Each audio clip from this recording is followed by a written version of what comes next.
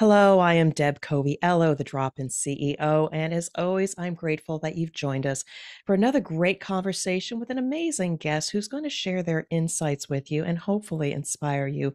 And just know we do this content we share with you because I sincerely care about partnering with the C-suite leader to help you navigate challenges with confidence and not struggle as much. And today I am honored to introduce to you JL Heather, who has spent 20 years of working in organizational transformations. And he discovered three factors driving wild success in a small subset of businesses: empowered culture, transformational leadership, and continuous improvement. He's partnered with many, many companies and he has multiple certifications. And I just know when we spoke, I said, I have to get him onto the show. JL, thank you for dropping in on the show. No problem at all. I've been looking forward to this. Yeah, and I have as well. You know, the interesting thing for my listeners is in most cases, this is not the first time that my guest and I have spoken. We get on the phone, we get to know each other's background, and I just look for this energy between us and the points of synergy or that's a really amazing. I've never heard that before. Well, he and I just vibed off of each other. And the fact that he has also been in the lean and development space, and I'm a geek as well. I have an engineering background. We understood each other. So, without further ado, JL, I would just love for you to share a bit about yourself with my audience and take it away. Yeah, thank you. So as you said, my name is JL Heather. I'm the principal executive coach at Centered, where we have a really big focus on how organizations lean into innovation. I think what we've seen a lot of over the years is organizations will grow to a certain point, plateau, and struggle, and they need some form of innovation, something to kind of help them grow. In terms of background, you covered a little bit. I started out as a software engineer, working like 80 or 90 weeks at a software kind of sweatshop when I got out of college. And it was a really impactful situation for me. Like, it really hit me hard that was kind of how a lot of software engineers led their lives, worked, and I felt like there just kind of had to be a better way. I eventually got out of that job into a new job where I kind of met the agile world, and that would have been, yeah, right around 20 years ago. So I'm starting to feel a little old at this point. Uh, but I've spent 20 years after that point kind of figuring out what is it that it takes to allow people to accomplish really great, impactful things in any industry, any company, and without killing themselves, right? And I think so much of what we see in the world today, so the last 13, 14 years, I was in the agency world and I worked with companies like Ford, Pfizer, Walmart, Wendy's, T-Mobile, you name it. And you just see all these patterns occur over and over again. And leaders will come into these organizations with really great intentions, but they create this gap between the intention they have and the effect they have, and they struggle to bridge that gap. And I think where we add a lot of value is finding great ways to coach leaders through that, to get back to the innovative, fun solutions that they fell in love with in the beginning of their jobs, and then help pass that on to their people and create that culture of innovation that is going to elevate everything. Oh my goodness, there's so much in that. I mean, but just one technical point, because I want to be fair to my audience. Not everybody understands Agile. I Hmm. understand it. I think I understand it. But for some context, what is that methodology in the spirit of business, software development, et cetera? Yeah, and it's funny that you bring that up because we've actually started to try and stop saying agile. Okay. And the reason is that word means something different to everyone. You go into a room of 10 people and ask them what they think agile means, and you get 20 different answers. That's kind of how it goes. To me, at its most basic level, agile is a set of principles and values that help you make decisions in how you approach work, leadership, business. When you go more specific than that, you may find methodologies like Scrum or a scaled agile framework, so SAFe, which really try and provide a framework around those principles and values. But the reality is, oftentimes, those frameworks get built up over time to the point where they kind of lose track of being agile and start being more of the business as usual that we tried to get away from with agile. So that's a long way of saying it's the principles and values laid out in the Agile Manifesto. And as long as you kind of keep those close and use those to guide your decisions, whatever you're doing ends up being agile. And I think the person who summarized it best, his name is Dave Thomas. He's one of the signatories of the Agile Manifesto, not the Wendy's guy. But he said the heart of Agile is setting a destination, taking a small step towards that destination, adjusting based on what you learn, and then repeating that process. And that's all it takes to be agile. So in my mind, that's what agile is. So let's go there a little bit before we get into the innovation, though I know it's all related. So agile is a methodology, and like you say, putting stakes in the ground, certain values, et cetera, to provide incremental value and iterate and keep going. I'm familiar with it somewhat, but not a practitioner. But ultimately, because I want to come back to those leaders that you say have lost their way, is what is the ultimate outcome of an agile methodology in an organization? What is it meant to do? Probably the simplest way to say it is it's there to instill a sense of experimentation. So if you go back to your high school science classes and where you Uh-huh. learned about the scientific method, at its heart, that's a little bit of what it's about. Okay. Develop a hypothesis, test the hypothesis, learn something, and then try again. Uh, you hear a lot about how we should fail forward or fail fast and things like that. Right. In the agile world, that's really where that starts to come to life because what the goal is to take this big goal, this big destination, Yeah. this big endpoint that we're trying to get to, and break it down into all the little steps. So if there is a failure, it's small, we learn and adjust. I'm a huge fan of Nelson Mandela. And when he says, I never lose, I either win or learn, like that's agile right there, right? You never lose because you're never taking such a huge step at one point that losing in that moment is going to kill you. You take those small steps so you can learn. So by the time you get to the end, you've adjusted in all the ways you need to maximize the value you deliver.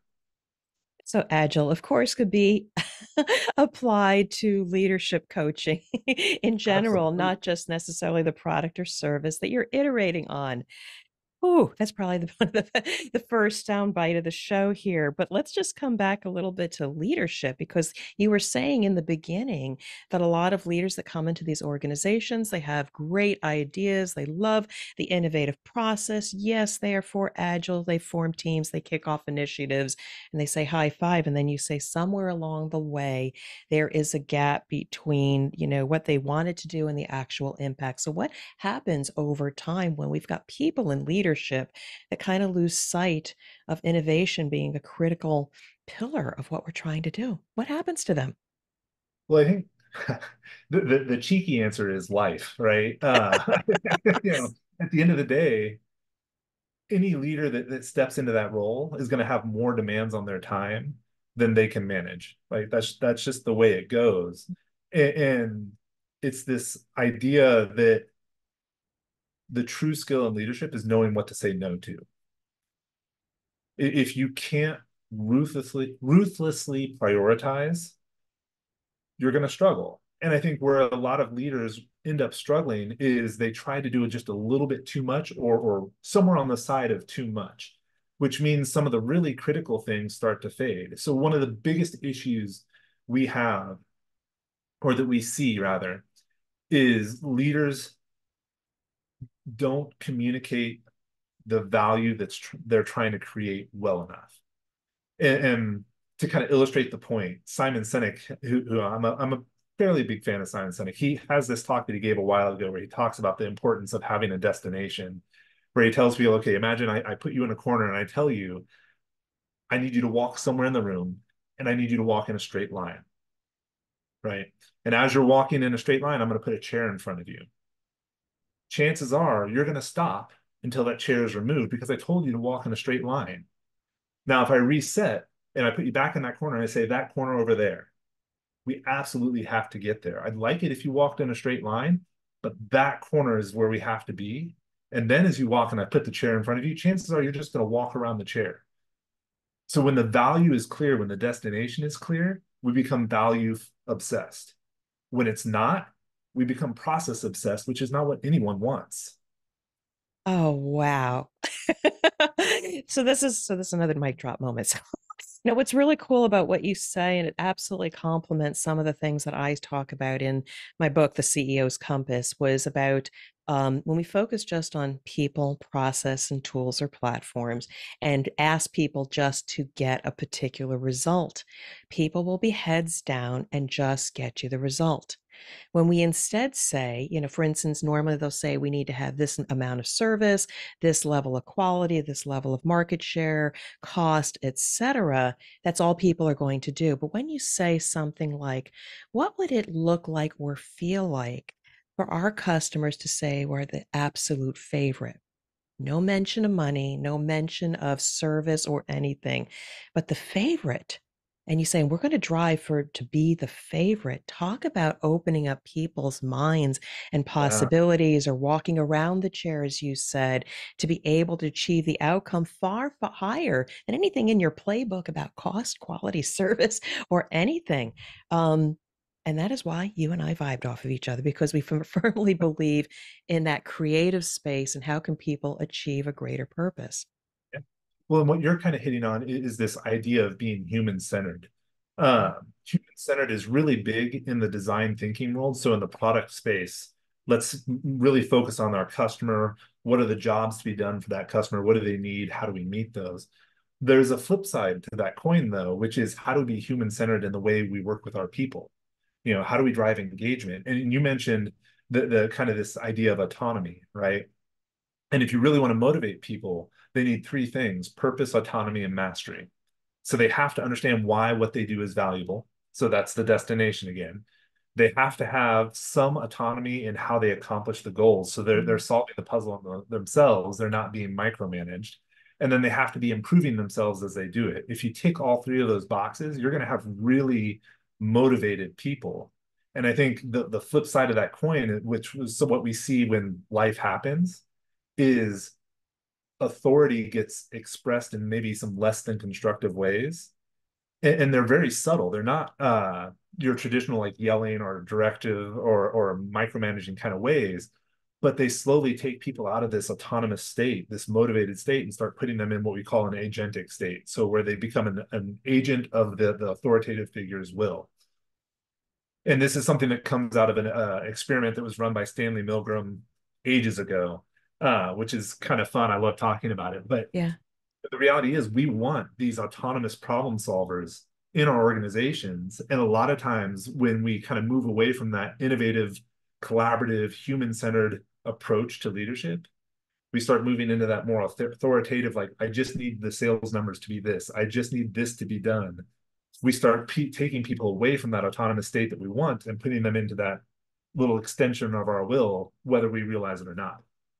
Oh, you're speaking to my heart and soul because I know whether I had one assignment was I was coming in with all these ideas of how to improve the process that I was working on, and they said, "Thank you so much for your thoughts. I appreciate it. I value it. So, but I need you to stay within the lines." Yeah, Talk about a creativity killer, and I did not last there very long. yeah, Oh my gosh, it's rough. it And it I think is. everyone needs boundaries, right? Yeah. But there has to be some ability to operate outside those to kind of stretch. So let's just bring it down a notch. So I totally get what you're trying to do. And I appreciate the fact that while Agile is a methodology and it's complemented by being human centric and what are those things to unleash potential, very cool methodology, but I would love for you to share a bit about, maybe there's been an experience, whether you were working in corporate or an organization that maybe you coach. Tell me a little bit more about where were they at, whether it was technically or mentally or the leadership, and what treatment did they need to get through to a better place, in terms of their innovation or productivity or what have you. I think the most common thing I see, and this is a theme that comes to life in story after story, that it's this idea of accidental leaders, right? People who've gotten to a point in leadership because they were really great individual contributors, and all of a sudden they aren't an individual contributor anymore. They've never been told how to lead. They didn't go to college to learn how to lead. There was no training. And I think this is something I realized early on in working with some of these bigger companies. The vast majority of leaders are playing it by ear, have learned by watching what other people do and like trial and error. And they've never really had someone to talk to work with, to kind of really understand what works and what doesn't for them. I think leadership are your leadership style is kind of like your shoes, right? No one has the same size feet. You have to get the right size shoe. You have to have the right style of leadership for you. And that takes some time. And so for me, I remember I've worked with a number of leaders who were in that burnout stage. And I think I actually was listening to one of your podcasts earlier this morning. And I think you threw a statistic out there, something around like 60% of leaders were kind of in that worn out, burnout kind of stage, right? So this is really common. And what I find is as you start digging into that and asking them, like, 10 years from now, if you're still doing this, if you're still feeling this way, what is that going to do to you? And it's interesting to see how that hits, right? Because a lot of people, like I've had people tear up and be like, I couldn't do that. So we start digging into this idea of, well, what would it take for you to delegate some of this stuff? What would happen if you went on a vacation for 3 days and left your phone behind, your laptop behind? What would that look like? And it's always the same. I know I could never do it. I could never do it. It'll never happen. It's impossible.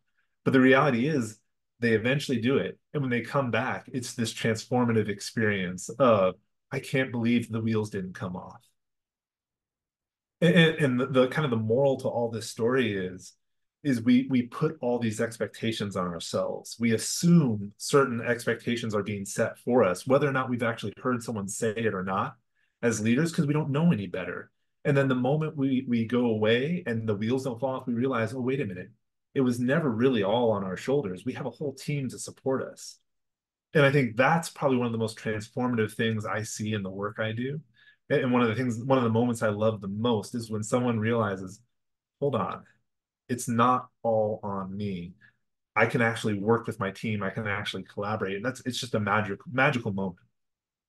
So you obviously are an asset to help up and coming leaders, accidental leaders, as well as the leader of the organization. But I really want to paint a picture of what your ideal client is, because anybody that you try pitching to who's listening right now that doesn't match that need not continue listening. On the other hand, for anybody out there that what Jail is going to describe, think about it, because yeah, I bring on these guests to have amazing conversations, provide insight. I'm building a relationship with him, but this is also a chance for him to talk to you if you're the ideal client.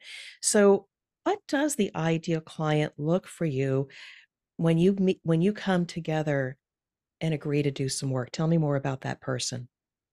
So it is specifically in the coaching world for right Okay. now, because we do offer some things outside of coaching. But within the coaching world, what we're really looking for is a client, usually senior leadership within an organization, who is kind of at that stuck moment. So I talked earlier about plateaus. Organizations hit plateaus, individuals hit plateaus, products hit plateaus. And when you hit those plateaus, the biggest thing you start to learn is what got you there won't get you here, right? Uh, and that's where the coaching really steps in. We can really work with leaders to find their inner creativity, to kind of echo some of the things you've been saying, their inner innovation, uh, to find new approaches, whether it's with their products, whether it's with their leadership style, or whether it's with how their organization is operating. And when we do that, we see things like productivity increasing. I just got done with an engagement with a company out in New York. I'm not sure if I can say their company name just yet, so I want to be careful. But we saw a two times increase in productivity working with their leadership and their team, and that was really awesome. We it was an agency, so we also worked with their client side, where we also saw a really strong relationship start to form. So I think, when you find these plateaus where things have gone pretty well, but they're starting to level off, that's the great time to bring us in, because then we can help make sure things don't actually fully level off. They keep going up. Because once they level off, the next step is they start to decline. And once they start declining, that's a really hard situation to get out of.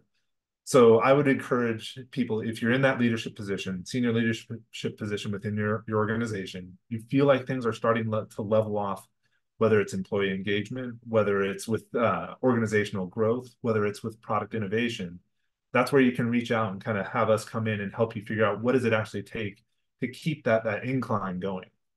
And what I appreciate what you do, given you do have a background in product development, is you may see the landscape for what might be not right with either the product development process, the actual technology, but you also then complement it with, let's just look at the people, because humans still run the world, even though there's AI out there and all kinds of things, Yeah. because they go hand in hand. Somebody's got to operate the equipment, the intellectual property, the platforms, etc. So that's really helpful, and that's exactly where I'd like to play as well. I love people when you're starting to get that uneasy feeling, the old playbook isn't working, reach out Right. to me. It's a perfect time. But some leaders wait too long. They don't have the courage to ask for help sooner. Hence why I advertise, well, call me when you're in chaos. I'll help get things smoothed out again. And hopefully we can go up from there, and hopefully not too late. Otherwise, you're in crisis. And like you say, you can't return.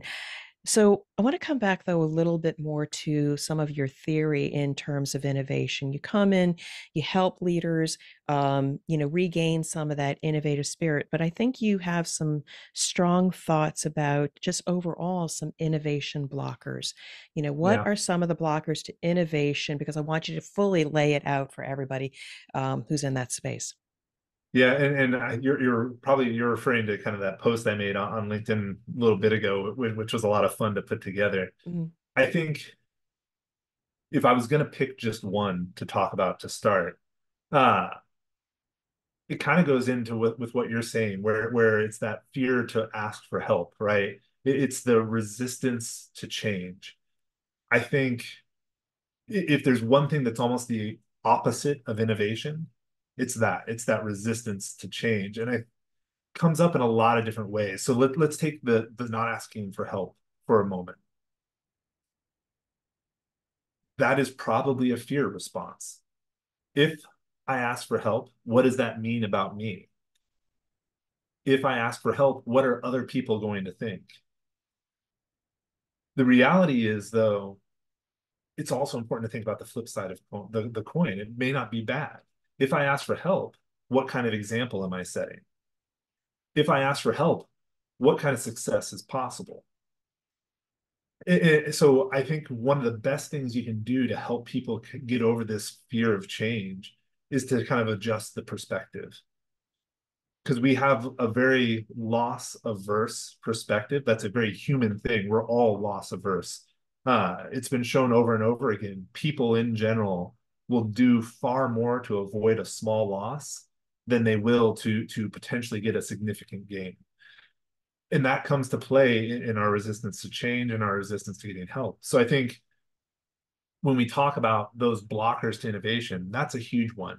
And I really encourage people to work on your perspective on change. Avoid the negative and start thinking about the possibilities. And when you're thinking about help, think about all the different ways that's going to send the right example to your people. Because if it's okay for the leader to get help, then it's okay for anyone to ask for help. And that increases psychological safety, which is the number one predictor for team productivity. There's no other. If you haven't heard of Project Aristotle, go look it up. Google did this. They looked at all their teams within their organization to try and find what was the predictor of team success. The only thing they found that was a common denominator of all their most successful teams was high psychological safety. Uh, it's huge. I think beyond that, the other one is vision, right? Sometimes that vision isn't communicated well. Other times it's not defined well. And with in either case, if you don't have it, even if you haven't communicated it, you can't expect people to be motivated by it, and you can't expect people to work towards it. So those are probably the two big ones that I'd really point out as the blockers to innovation. So I'd like to respond to 2 points. Is you hit on communication. I've seen companies put forth lots of energy and resources to communicate a vision, a one-way direction communication, and Yeah. they assume that everybody's perspective is the same and they interpret it the right way without consideration of a two-way conversation or the conditions that they exist. I find that it's a big miss when people cascade from the mountain. Do you know George Bernard Shaw? He has a quote that I'm gonna butcher, so I'll Sure, go apologize. ahead. The worst part about communication is the illusion that it happened. Yeah, you just can't assume. And that's an easy one for me when I go into businesses and I see things break down. Then I say, well, have you ever actually spoken to the person? Well, I sent them an email. Oh my God. We have a communication problem. Just technology can be your enemy, could be your demise to communication and human connection. So there's a study that they did. It's called the Tapper and Listener study. So imagine for a second you and I had a list of 10 nursery rhymes that we both know. We agree all these we know. And I'm going to tap them out on the table just with my finger, you know. Okay. So out of 10, how many do you think you guessed right? I'm gonna just say four. Four, so about 40%, somewhere in that range. Yeah. So when they did the study on average, people guessed right about 2.5% of the time. Okay. And I do this in talks all the time. And what I'll do is in the talk is raise your hand if you get 100 and just keep stepping down. All the hands are up by 40% every time. Every time. And the reality is when we're tapping, we're singing, right? When we're communicating, we have the narrative going on in our head that other person doesn't. So Yes. that's why the listeners never guessed the song the tappers were tapping because they didn't have the chorus going in their head. And the funny thing in this study was not how many the people guessed right. It was how mad the tappers got because they were just like, no, how could you not understand what this is? It's obvious. And that is one of the biggest stumbling blocks in terms of communication is this lack of understanding that the story that we have been telling in our heads for the last week did not come out of our mouth in that 2 minutes that we talked to this person or that one email we sent. So that realization alone with a lot of leaders is enough for them to kind of start really looking at how they communicate and what it takes to not just say what you're thinking, but to communicate what you mean. Which that's a butchering of a different quote by Simon Sinek, but I think that's a really big deal, and that's something a lot of people don't think about when we're talking about that communication problem. So well said. And you said another really interesting thing for which I want to respond to was you talk about resistance to change. And what I have found is language means something. Language is part of our culture. And when we use certain language and then marry it with our perspective or experience, we get these certain perceptions, feelings about that. And you were alluding to it out of the abundance of protecting ourselves from risk. And it's interesting that as children, I've been saying this a lot lately, we jump out of a tree and don't even think about breaking our arm for the adventure and thrill of seeing what will happen or imagining that you're flying momentarily. And as soon as we enter society, all of that creativity is squelched. But I might say, as you were proposing, is changing our language a little bit. When we talk about resistance to change, it's more about experiencing an evolution. So it's resistance is a negative connotation, but I really want to understand or experience what does it mean to evolve, like adopting an agile or lean methodology, because we're conditioned to fear change, but we never given the opportunity to seek and understand and learn and maybe be an early adopter to something that'll complement we do. And when leaders don't have that clear vision or how to articulate a message in a certain way, we keep ourselves safe if we don't feel like the environment is safe. So resistance to change, I think, can be more about how might we evolve and become Well, better. and what you're hitting Yeah. on there is psychological safety. Yeah. It's really hard to change when you don't feel safe, Yeah. right? And it's really hard to take a risk when you don't feel safe. The other thing you mentioned that I think was really interesting is that concept of language. Yeah. If you really want to start thinking about how you change your culture to be more innovative, language is a great place to start, right? If you start saying, "Oh, we executed on this initiative and we failed," okay, we tried this out and here's what we learned. Those are two different ways to kind of talk about the same sort of thing. We did something and we failed. We did something and we learned. The second, that creates safety. It tells people that if it doesn't go quite the way you expected, but you learned something, it's okay. The other one says if you tried something and it doesn't work, ooh, that's failure, which is a bad word. So right away, when you start thinking about your lexicon, the language you use, that makes a huge difference in the psychological safety and your ability to innovate, all of it. So I think you hit on a really good point there.